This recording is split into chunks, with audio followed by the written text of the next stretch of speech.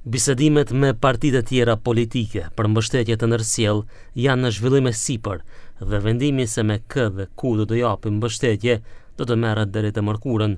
Këtë e deklaroi kryetari i LSDM-s Venko Filipçe në lidhje me votimin në rrethin e dytë që të mbahet javën e ardhshme. Ние ќе донесеме конечен заклучок за тоа како ќе се поставиме и со кои ќе коалицираме следните неколку денови, најкасно до средина на следнава недела, некаде до среда. Во рамките на тие разговори, апсолутно разговараме за двете работи.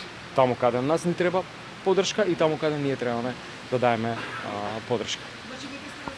Да, во тек се разговорите и ќе ги финишираме во текот на утрешниот ден, вторник најкасно. Apo zhvillohen bisedime me Levicën, pasi në ato vende ku LSDM hyri në rrethin e dytë nuk ka kundërkandidat nga Levica. Kandidati për kryetar të Shkupit, Amar Mecinović, pret të merr votat nga kandidati i tyre, por thotë se ende nuk kanë pasur bisedime. Дека тоа што се однесува оваа визија на која повикувам дека ја делиме, сметам дека голем дел од луѓето кои гласаа за господја Каја Шукова сметаа дека јавниот интерес треба да има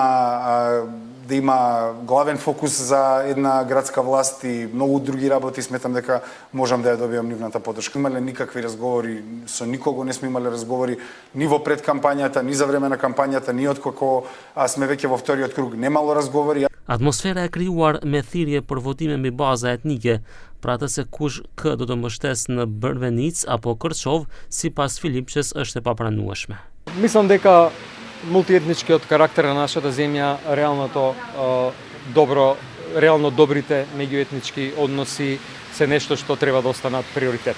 Од друга страна, факт е дека граѓаните многу често гласаат по етничка линија. Нема да се водиме по принципот на етничката разлика, разговараме со сите политички чинители, не е тоа само Кичево, Брвеница, станува збор за Скопје, станува збор за тоа што и како ќе се поставиме во Карпуш, во Кумано. Filipçe gjithashtu ankua se në komunat ku kanë kandidat për kryetar, ata janë përballur me presione para votimit, përfshir kontrolle policore, financiare, përmes qendrave për punë sociale dhe është ofruar edhe para për blerje votash. Për shkak të gjithë këtyre rrethanave, punuam me kushte vërtet të vështira, tha ai.